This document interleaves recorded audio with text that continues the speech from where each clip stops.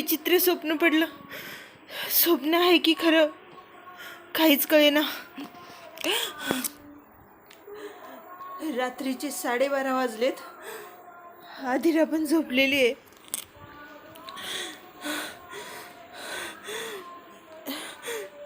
हे एक स्वप्नच आहे, पण या स्वप्नापेक्षाही काहीतरी भयानक आहे असं का म्हणतंय माझं मन. बाहेरून आवाज आला. काय आहे? मागे बघावं लागेल. विठ्ठला, हे काय आहे? कोण आहे इतकं भयानक? देवा वाचव. माझं मन सांगत होतं तेच आहे. पांडुरंगा, तुला उगाचच माऊली म्हणत नाहीत. माझ्या आधीला माझ्यापेक्षाही जादा जप. मी असो किंवा नसो, मला त्याची चिंता नाही, पण तू माझ्या आधिराला जप देवा. माझ्या आधिराला जप. काय आहे बाहेर? कोण आहे तिकडे?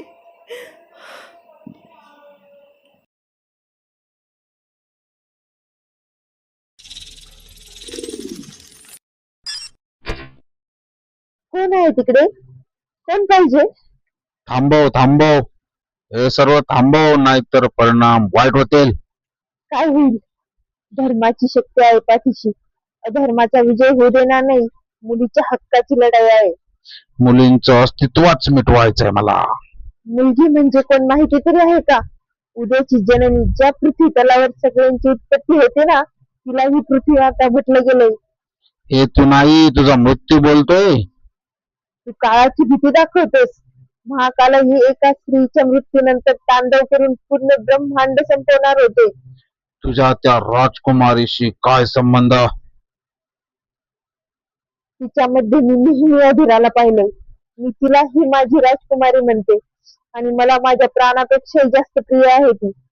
मग तर तिलाच आधी. खबरदार, अधीराला काही झाले तर? आम्ही प्रजा अजून राजकुमारीचे नाही झालो.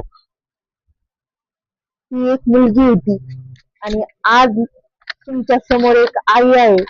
आई कधीच हरत नाही. वेळ आली तर महाकालीचंही रूप घेते.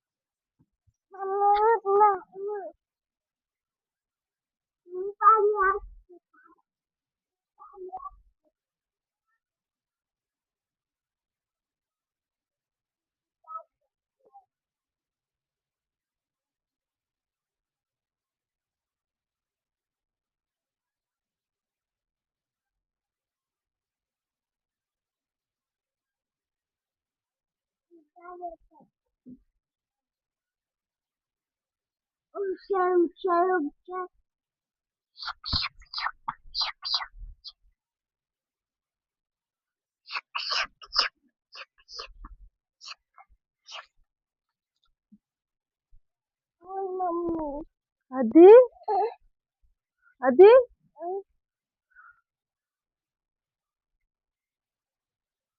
काय झालं आधी? मला